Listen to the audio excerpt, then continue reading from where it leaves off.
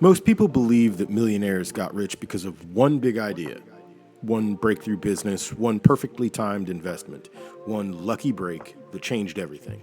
And honestly, that's what I assumed too, until I started actually looking at the data. I went through the income disclosures, interviews, biographies, and financial histories of 100 verified millionaires across real estate, tech, media, finance, and traditional business. What I found wasn't what I expected. It wasn't one stream. It wasn't 10 streams. It wasn't luck. It was a pattern. A specific, repeatable pattern that almost every single one of them followed. In this video, I'm going to break down the income streams they build, the order they build them, and most importantly, the insight that almost nobody talks about that explains why some of these streams produce 10 times more than others. Stay with me. This one's worth your full attention. Here's the first thing that surprised me.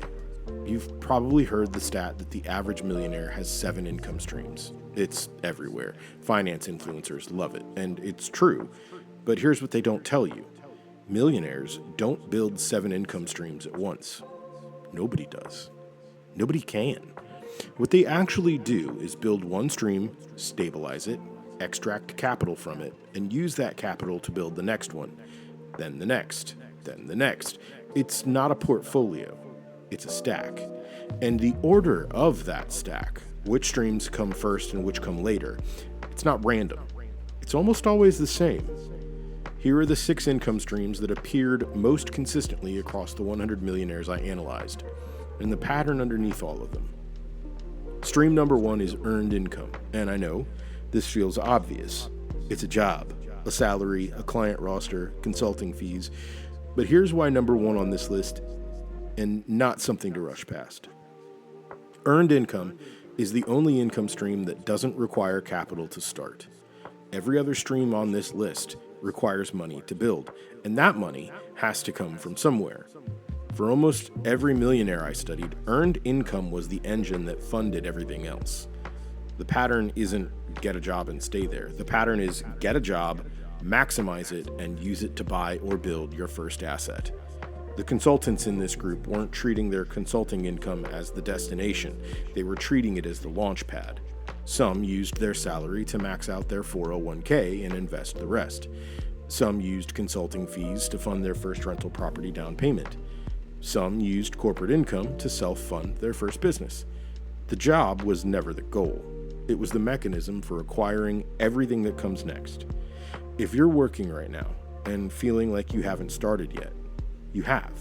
You're in stream 1, and that's exactly where you're supposed to be. Stream number 2 is business ownership, not starting a business and working in it forever.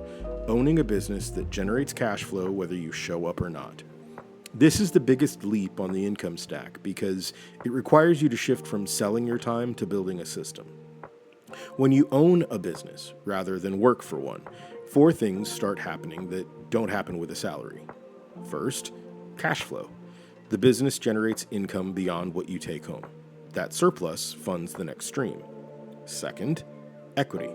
Your ownership stake has value.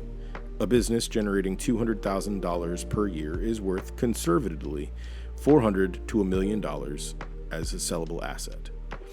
Third, appreciation. As the business grows, so does its value. Many of the millionaires I studied sold their first business. That single transaction created more wealth than 15 years of salary combined. And fourth, tax advantages.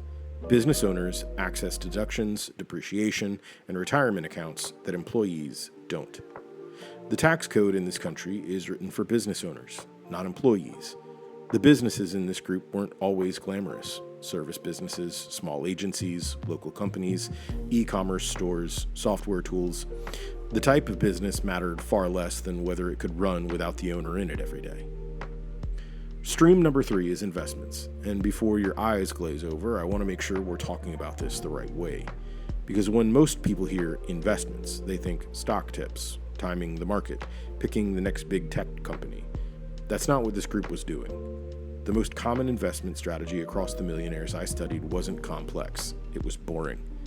Deliberately boring. Index funds, dividend-paying stocks, consistent contributions over long periods of time, letting compounding do the heavy lifting. For the majority of this group, the investment stream wasn't designed to generate excitement.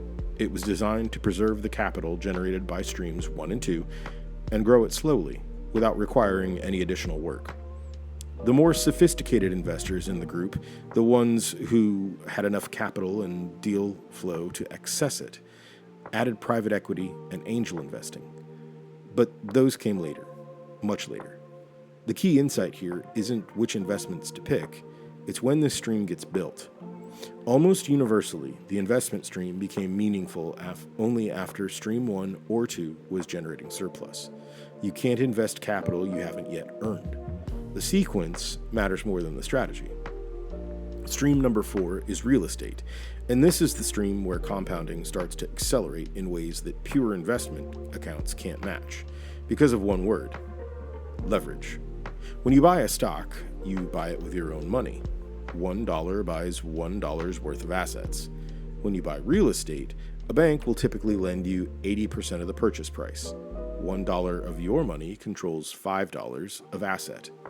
That leverage, when the asset appreciates, when rents cover the mortgage, when the tenant is essentially paying down your loan balance every month, creates a return profile that's structurally different from any other asset class. The real estate holdings in this group weren't all massive commercial portfolios. The most common starting point was exactly what you'd guess: a single rental property. Often the first home they lived in before buying something bigger and renting it out. What compounded wasn't just the properties, it was the equity. They'd refinance a property that had appreciated, pull out tax-free equity, and use that to fund the next property, then the next. REITs, real estate investment trusts, showed up frequently as the entry point for those who wanted real estate exposure without direct property management. Lower returns, but lower friction. Real estate was present in 78 of the 100 profiles. It was never the only stream, but it was almost always in the stack. Stream number 5 is intellectual property. And this is the stream that started showing up in this group more in the last 15 years than any previous generation of wealth builders. The reason? Distribution is free now. A book written in 1985 required a publisher, a printing press, a distributor, a bookstore, and a marketing budget.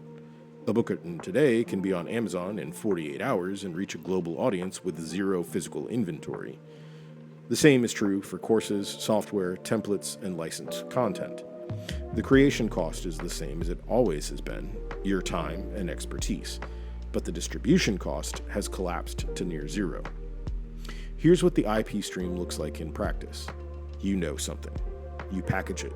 You sell it repeatedly, to one buyer, then 100, then 1,000, without producing anything additional after the initial creation. The margin profile on this stream is unlike anything else in finance.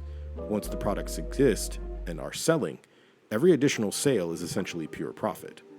In this group, IP income came from books, online courses, proprietary software tools, printable digital downloads, Notion and Canva templates, and licensing deals, where someone else paid to use intellectual property they owned.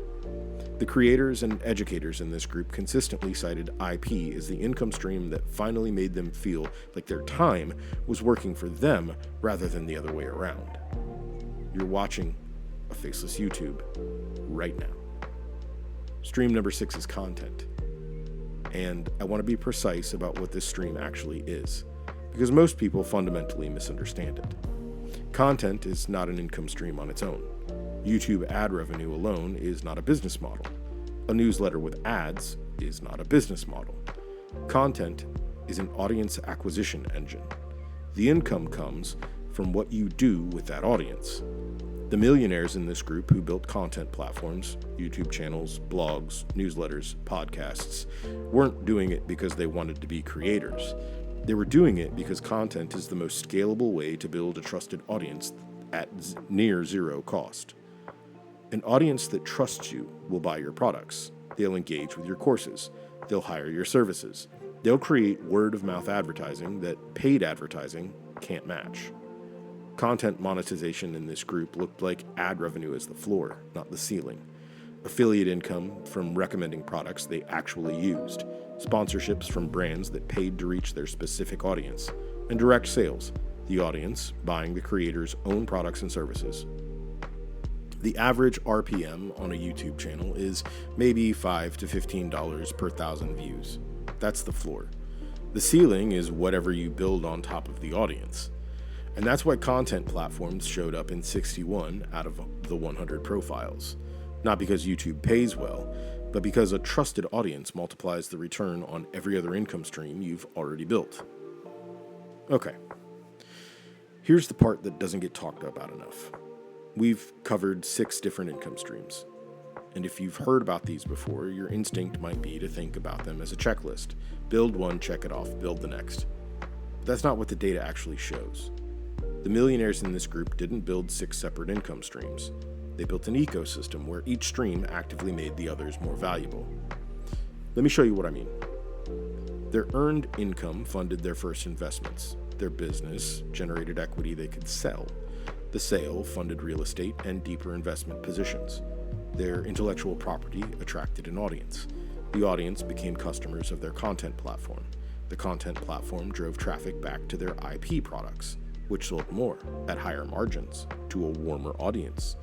The real estate generated passive cash flow that freed them from depending on earned income, which gave them time to build better IP and bigger content platforms. Every stream feeds every other stream. The compound effect isn't just financial, it's structural. Here's the thing that blew me away the most. The 20 highest earners in this group didn't necessarily have the most income streams. They had the most interconnected ones. They built their streams so that each one either fed capital to the next, reduced the cost of running the others, or amplified the returns of everything around it. That's not a portfolio of income streams. That's a compounding machine. And a compounding machine, once in motion, is almost impossible to stop. Let's bring this all the way home. The 6 income streams that showed up most consistently across 100 millionaires. Number 1, earned income, starting point, the capital engine. Number 2, business ownership, the machine that runs whether you show up or not. Number 3, investments, compound interest doing the work you're not.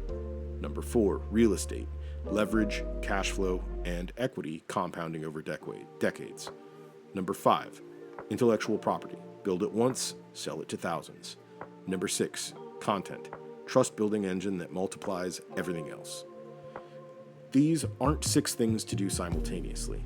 They're 6 stages of a stack you build over time, each one making the next one more possible, more efficient, and more lucrative. The millionaires who built this well didn't get lucky. They got sequential, they got patient, and they let each asset fund the next one until the whole system was compounding. The good news is you don't need to be wealthy to start. You need to be in stream 1 and intentional about where it's taking you. Before you go, I want to ask you one question, and I genuinely want to hear your answer in the comments. Which of these 6 income streams would you build next? Or which one are you already working on? Drop it below. I read every comment, and your answer might shape the next video I make for this channel. Speaking of which, we're working on videos where we're going to go in depth, much more detail on intellectual property specifically, the exact types of digital products that generate the most passive income per hour invested, and the platforms that handle everything from payment to delivery without you lifting a finger after setup. If that's something you're building toward, and I'm guessing that it is since you watched this far, make sure you're subscribed so you don't miss it. This is Evergreen Income. The compounding starts now.